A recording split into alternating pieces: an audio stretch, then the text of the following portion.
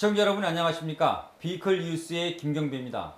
한국철도 코레일은 프랑스 알스톰사 기술을 개선시킨 한국형 친환경 고속열차 KTX2 산천을 세계 네 번째로 개발했고, 이 기술력은 현재 전국 3시간대 연결을 실현했습니다. 이런 개관은 세계를 지구촌화로 연결한 내연기관 개발 이상의 성과로 받아들여야 할 만큼 한국철도 역사를 새롭게 써야 할 시기가 도래했다고 판단됩니다. 이번 주 저희 취재진은 그 발자취를 따라가보는 한국철도 110년사 특집 시리즈와 한 주간에 있었던 단신 소식들을 준비했습니다. 금주의 하이라이트는 한국철도의 시조, 모갈 1호로 출발합니다. 금주의 하이라이트입니다.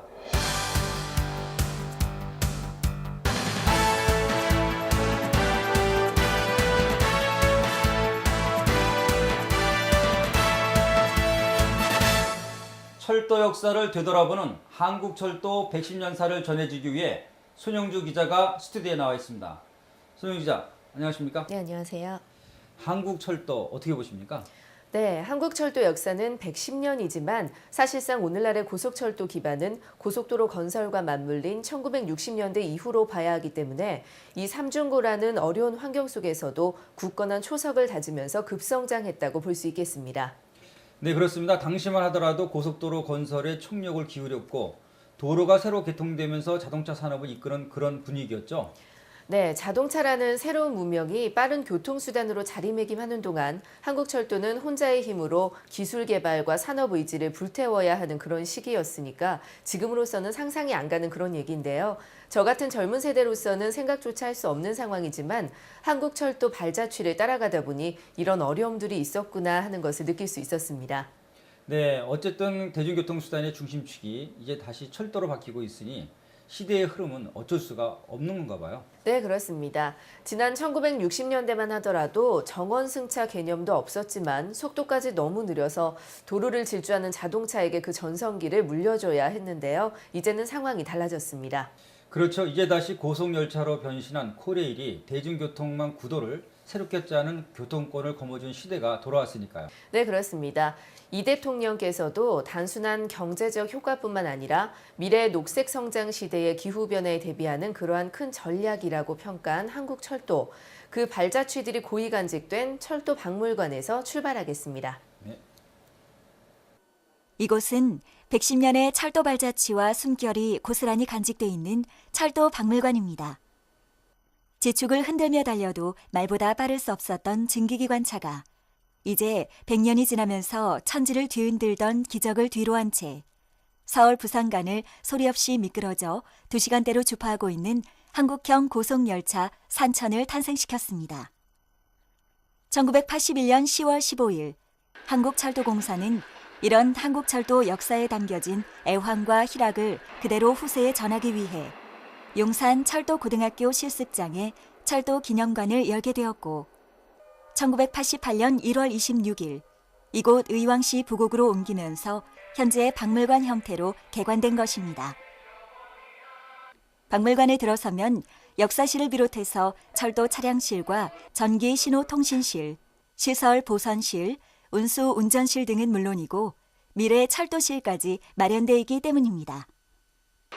그런가 하면 5개 전시장에도 그 어렵던 시절에서 현세에 이르는 고단했던 서민의 삶, 희노애락과 함께하면서 오직 한 길을 힘차게 달려온 각종 기관차들과 이런 기관차 안전을 지원하는 보선 장비들이 구색 맞춰서 나란히 전시되어 있습니다.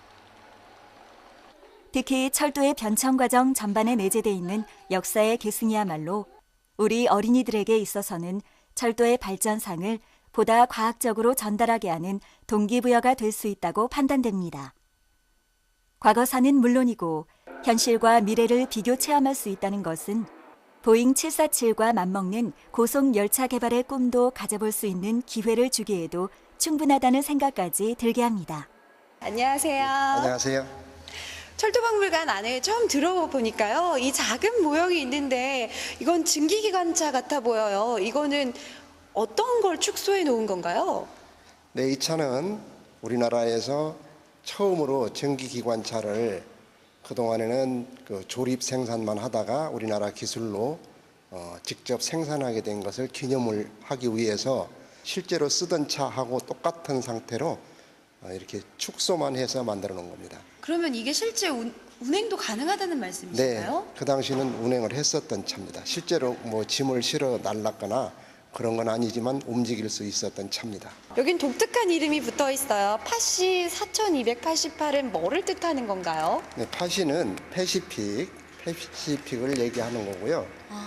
네, 그리고 이제 이 앞에 보시면 1이라는 숫자가 있는데 네. 요거는 그 개량된 그 번호를 얘기하는 거고요. 뒤에 4288은 1년 번호입니다. 네, 그러니까 위용당당하던 철마들이 지금은 의왕시에 있는 철도박물관에 전시가 되어 있는 거군요. 네, 그렇습니다. 철도라는 교통수단의 과거와 현재 그리고 미래가 함께 공존하고 있는 그런 장소기도 하지만 이 공간이야말로 한국철도 발전사와 역사가 항시 함께하는 영원한 휴식처라고 할 수 있겠죠. 한국철도 역사와 발전사를 각 분야별로 한눈에 볼 수 있도록 꾸며진 것도 바로 이런 취지가 아닌가 생각되는데요. 이번에는 한반도의 첫 모습을 보인 철도와 일본의 철로 건설 목적을 준비했습니다. 한국철도 등장 이후 우리 선조들의 애달품이 드리운 듯해 보이는 이곳 역사실에서 받은 첫인상은 동고동락보다 강한 한이 서려있는 듯한 느낌이었는데요. 그 이유는 우선 외국인 손에 의해 처음 신설된 우리 철도가 일본의 중원 침략 도구로 발전했다는 것.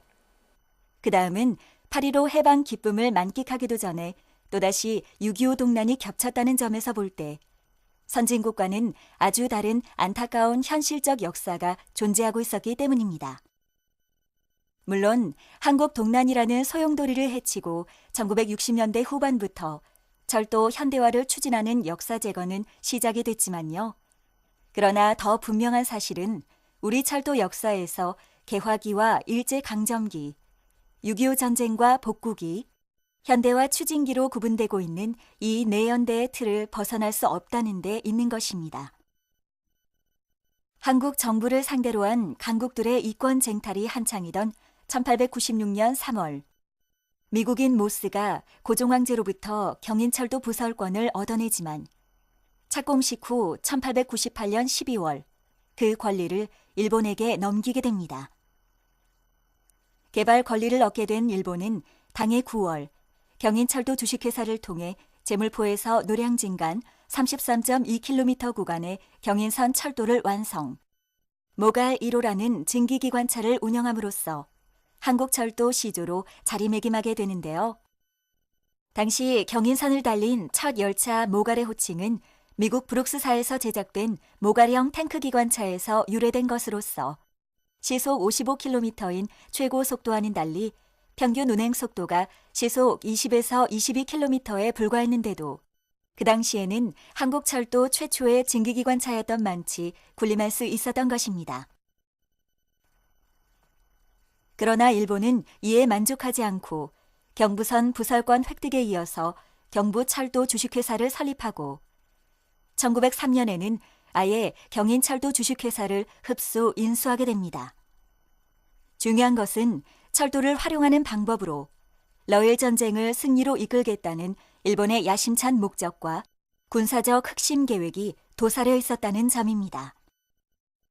이런 계획에도 불구하고 한반도는 남북 종단을 가장 필요로 했던 시점이었기에 1905년 경부선 개통을 시작으로 서울에서 신의주 사이, 마산에서 삼랑진 사이 공사를 우선 착수한 데 이어 이듬해 4월 경의선을 완공하는 철도 건설을 돕게 됩니다. 1905년 을사조약 체결 이후 총독부에서 보조받는 사설 철도 회사들이 대거 참여하는 지선 공사가 본격화됐다고 하네요.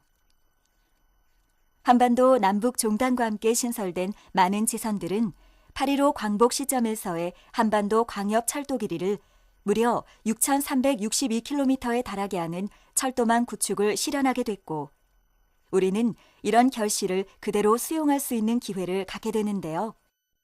하지만 이도 잠시 일제강점기가 끝나면서 시작된 38선은 한반도를 남과 북으로 양단시켰고 이에 따라 남한 철도의 총 길이가 2642km로 줄게 되는 이변이 발생됩니다.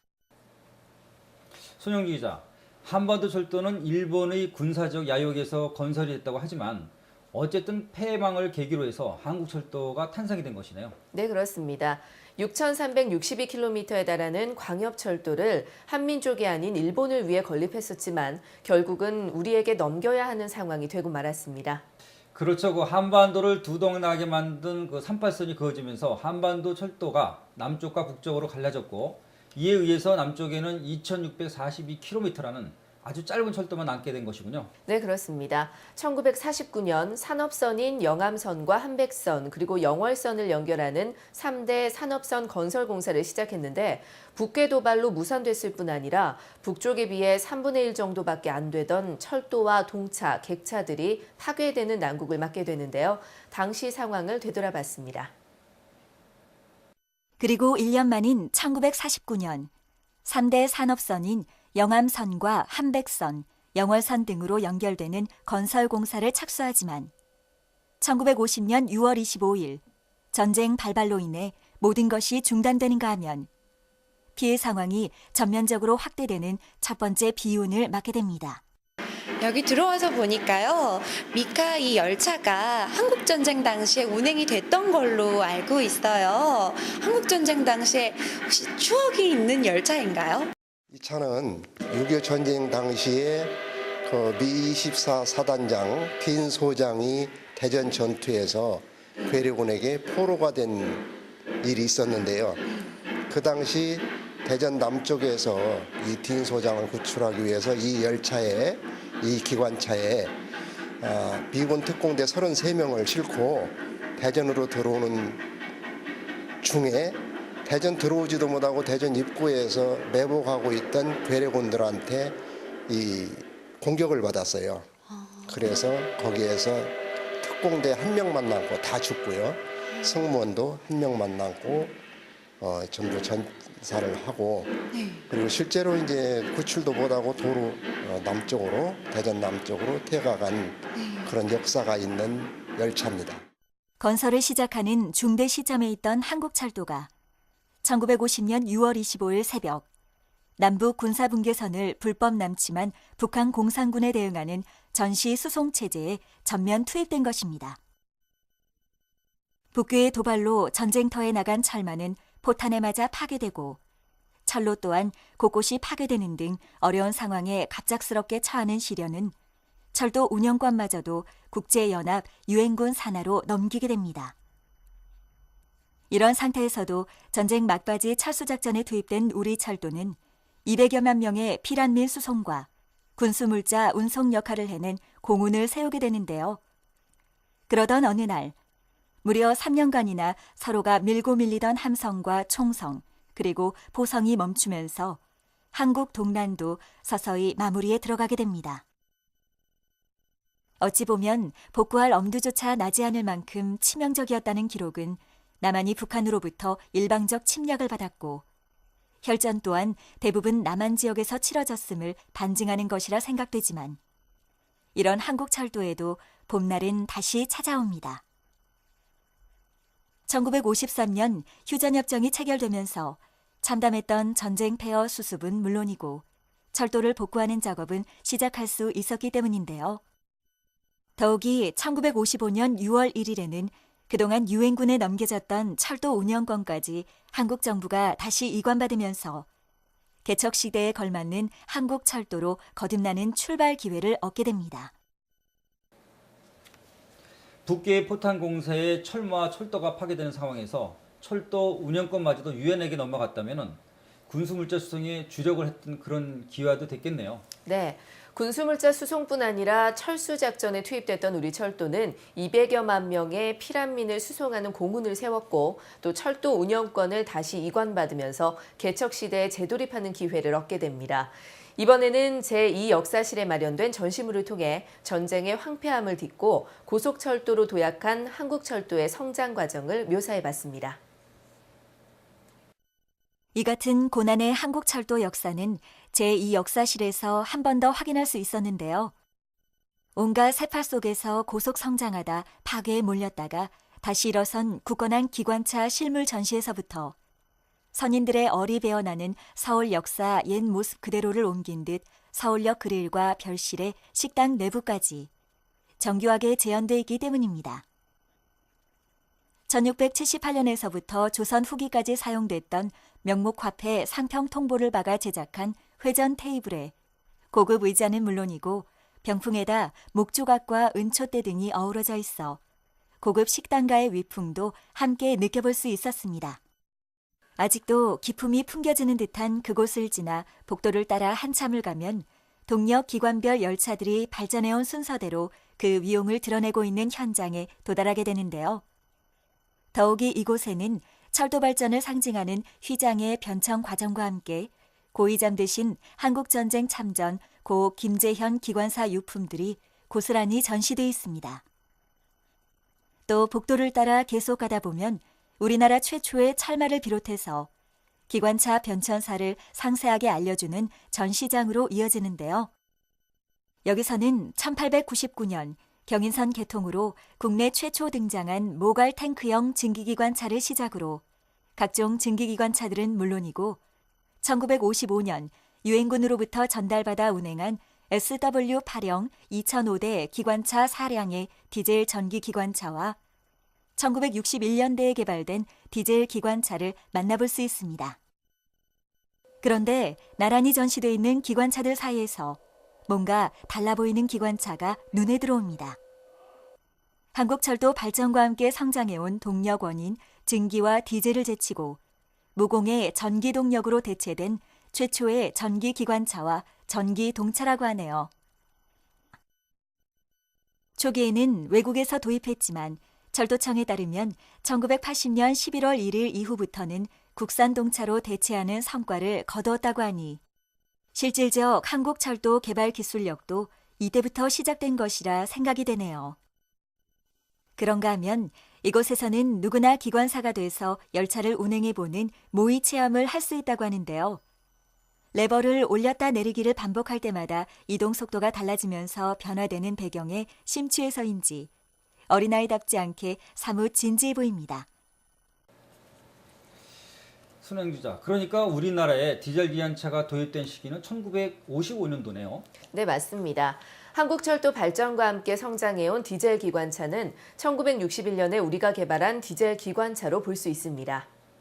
그런데 한국철도 발전의 진정한 동력원은 전기 기관차와 동차라고 했는데 어떤 차이가 있는 건가요? 네, 기관차는 객차를 끌어주는 동력 장치에 기관사만 탑승할 수 있는 공간만 있는 선두차인데 동차는 기관 장치의 소형화와 동력의 배분 기술로 선두차에 승객이 탑승할 수 있는 공간까지 마련한 것이 다릅니다. 네, 그렇군요.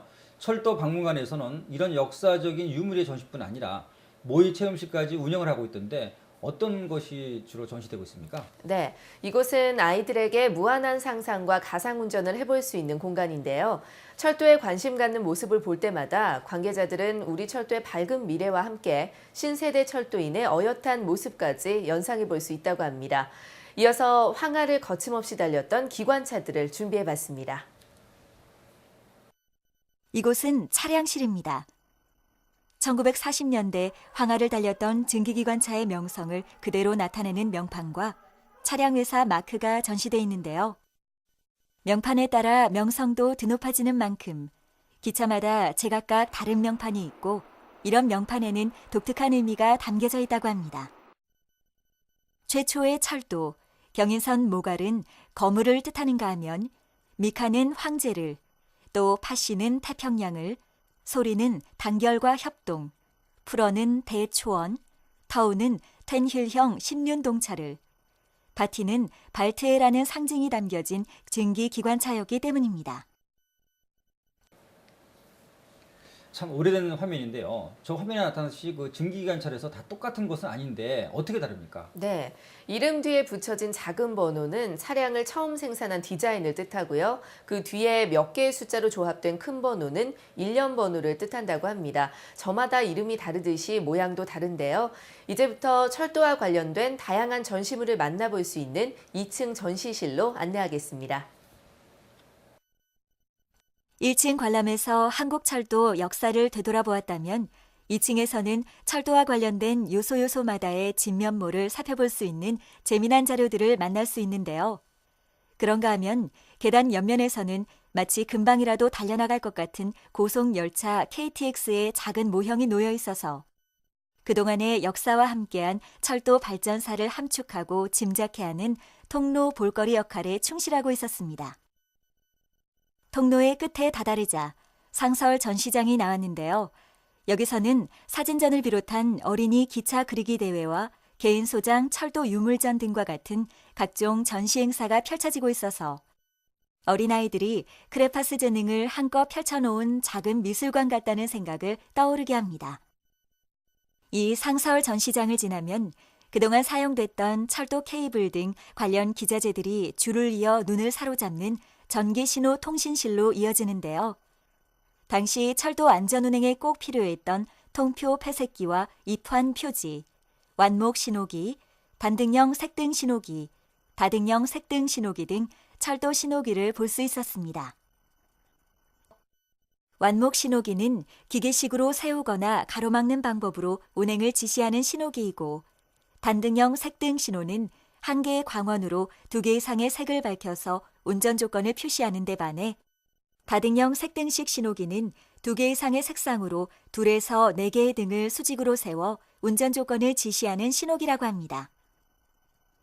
이렇게 첨단 고속열차가 달리는 이 시대에서 생각해 볼 수도 없고 또 볼 수조차 없는 자석식 전화 교환기, 건널목 장치 등이 전시되어 있던 전기 신호 통신실을 거쳐 또다시 발걸음을 옮긴 운수 운전실에서는 승차권 변청 과정을 보여주는 에드몬슨식 승차권 절단기, 인쇄기 일부기와 검표 가위 등 또한 옛 유물들과 함께 박물관 의미를 더 밝게 빛내고 있었습니다.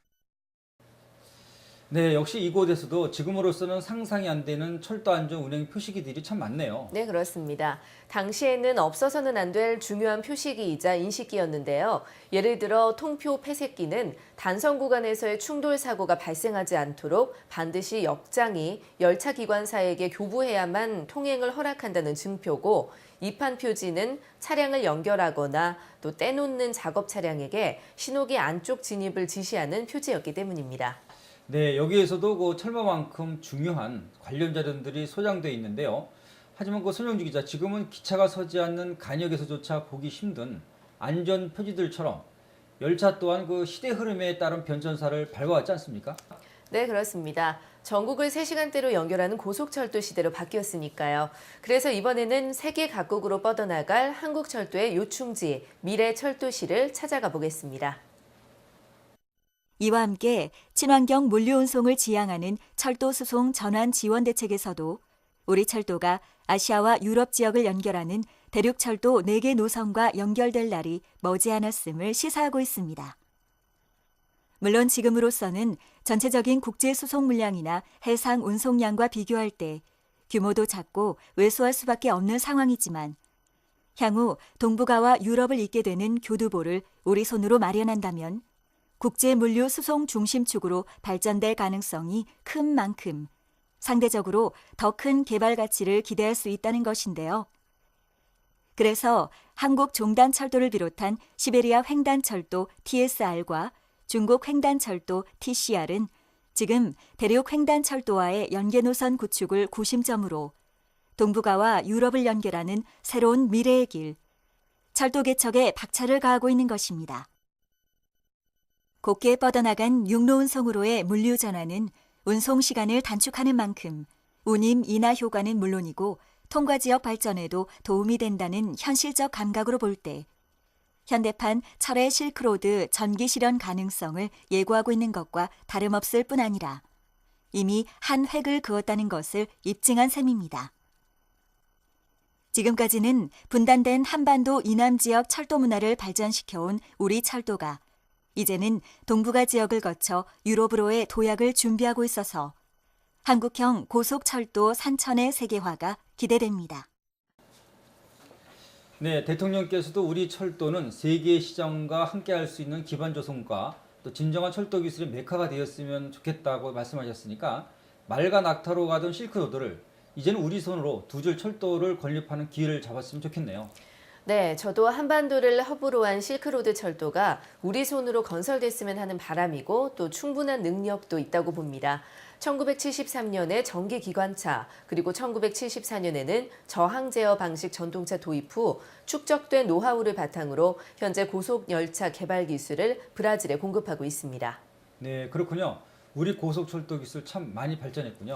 네, 그뿐이 아닙니다. 산천의 경우는 시속 300km에 도달하는 순간 가속도를 알스톰의 KTX보다 무려 49초나 앞당긴 강력한 기술력으로 전국 고속철도망 1시간 반 시대 구축을 향한 출사표를 던진 만큼 가능하다고 생각됩니다. 네, 손영진 기자가 강조한 고속열차의 핵심 기술, 세계에 빨리 알릴 필요가 있겠네요. 네, 제가 준비한 한국철도 110년사 특집 시리즈 첫 번째 한국철도 시조 모갈 1호 등장은 여기서 줄이고요. 계속해서 전해드릴 2편과 3편에서 더 자세하게 말씀드리겠습니다. 손영진 기자, 지금까지 수고 많으셨습니다. 지금까지는 한국철도의 과거와 현재를 짚어봤습니다. 다음 편에는 38선 이남 지역의 좁은 국도에서 운행됐던 한국철도가 동북아를 넘어 유럽으로 뻗어나가는 모습을 연상해보는 시간을 마련하겠습니다. 다음 순서는 한 주간에 있었던 소식을 정리하는 주간 단신입니다.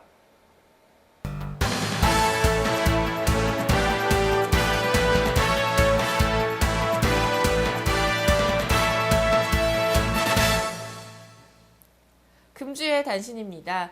국내에서 판매되고 있는 최신 승용차를 대상으로 안전도를 평가하는 실차 실험이 자동차 성능 연구소에서 실시됐습니다.